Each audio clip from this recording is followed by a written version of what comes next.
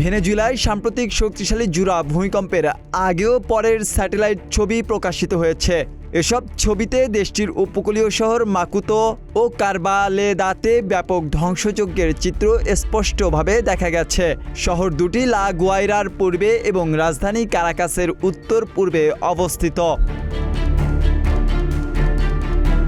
এএফপির share করা satellite চিত্রে দেখা যায় বহু ভবন ধসে পড়েছে, আবাসিক এলাকাগুলো মারাত্মকভাবে ক্ষতিগ্রস্ত হয়েছে এবং বিভিন্ন স্থানে অবকাঠামোর ব্যাপক ধ্বংস হয়েছে।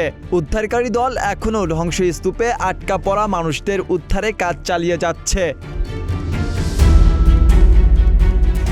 আরও দেখা গেছে ভূমিকম্পের আগে সাজানো গোছানো সবুজ বেষ্টিত অবকাঠামো ছিল।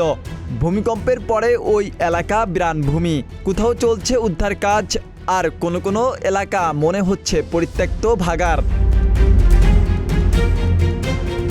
ভূমিকম্পে সবচেয়ে বেশি ক্ষতিগ্রস্ত হয়েছে উপকূলীয় অঞ্চলগুলো, যেখানে অসংখ্য ভবন ও গুরুত্বপূর্ণ স্থাপনা ধসে পড়েছে।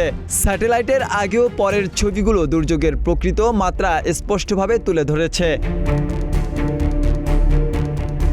মার্কিন ভূতাত্ত্বিক জরিপ সংস্থা জানিয়েছে, স্থানীয় সময় বুধবার সন্ধ্যায় কম্পন অনুভূত হয়। প্রথম ভূমিকম্পটির মাত্রা ছিল 7.1। এর উৎপত্তিস্থল ছিল ভেনেজুয়েলার ক্যারিবীয় উপকূলবর্তী মোরন এলাকার পশ্চিমে। রাজধানী কারাকাস থেকে এর দূরত্ব ছিল 168 কিলোমিটার। ভূমিকম্পটির গভীরতা ছিল প্রায় 22 কিলোমিটার। এর মাত্র 1 মিনিট পর দ্বিতীয় এবং আরও শক্তিশালী 7.5 মাত্রার ভূমিকম্পটি আঘাত হানে। ইউএসজিএস-এর তথ্য অনুযায়ী এই ভূমিকম্পটির কেন্দ্রস্থল ছিল মোরনের দক্ষিণ পশ্চিমে প্রায় 16 কিলোমিটার দূরে এবং এর গভীরতা ছিল 10 কিলোমিটার। শুক্রবার দেশটির জাতীয় পরিষদের সভাপতি হোর্হে রদ্রিগেজ জানান, ভূমিকম্পে নিহতের সংখ্যা বেড়ে 920 জনে দাঁড়িয়েছে। এছাড়া আহত হয়েছেন অন্তত 3360 জন।